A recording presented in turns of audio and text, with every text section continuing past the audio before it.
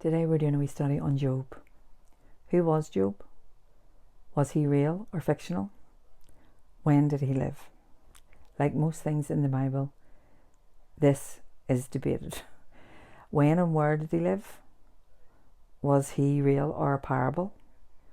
Job is actually mentioned in Ezekiel, so he was a real man.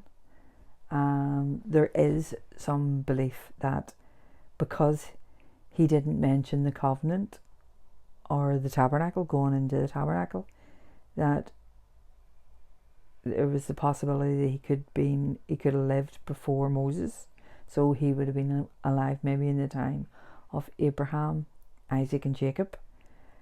There is also a theory that Dinah, Jacob's daughter, was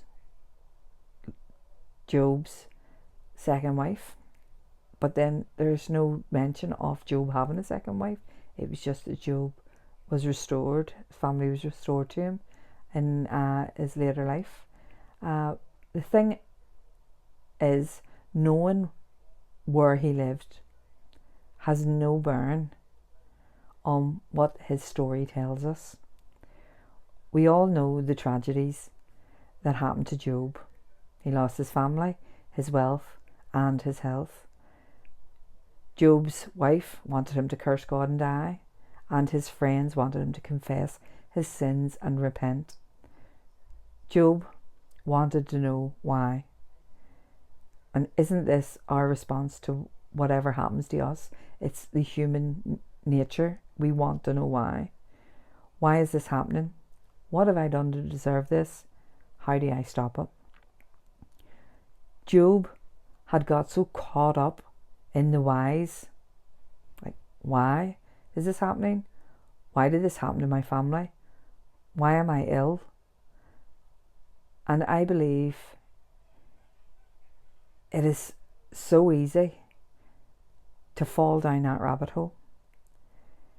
It starts with, what did I do to deserve this?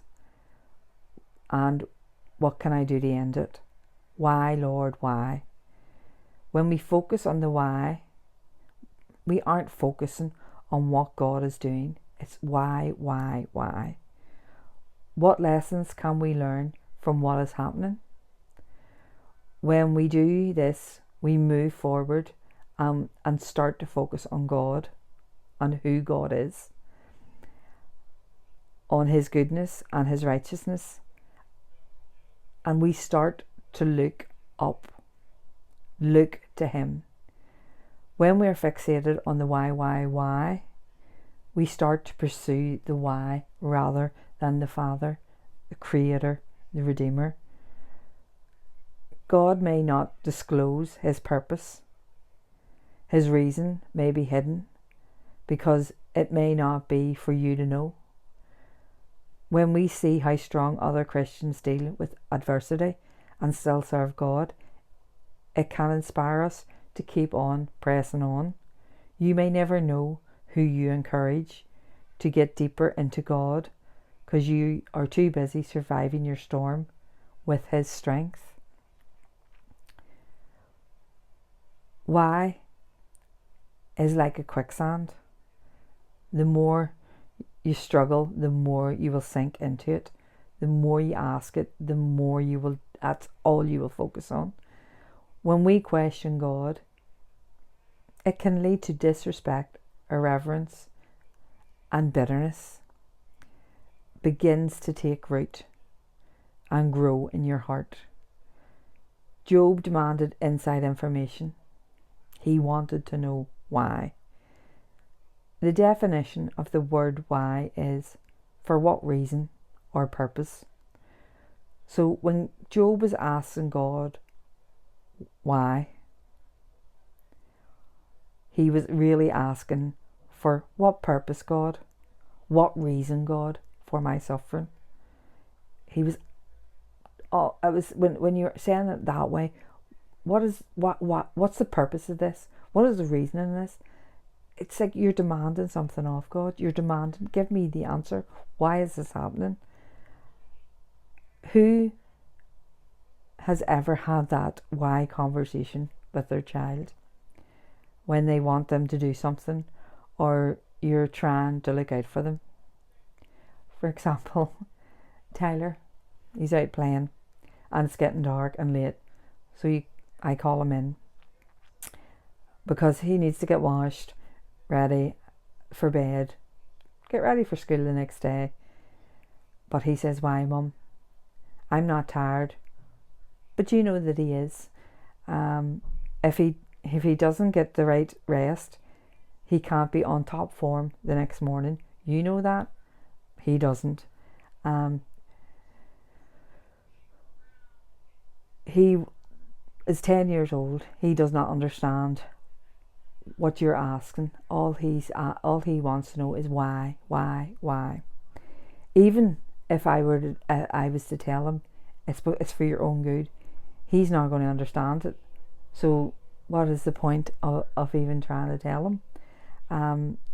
All he does is keep on saying why, and he's challenging my authority, and it can be frustrating, because you're looking out for him, you're trying to do what's good for him, and he just doesn't want to do it because he doesn't see it that way. Is this what we do with God? Is this what Job did? Was he challenging with his why? What is the purpose of this? Job was losing his fear, his respect for God. He was wanting to so much to know why. I'm going to read Job 38 verses 1 to 6. Then the Lord answered Job from the whirlwind. Who is this that questions my wisdom with such ignorant words? Brace yourself like a man, because I have some questions for you, and you must answer them. Where were you when I laid the foundations of the earth? Tell me, if you know so much.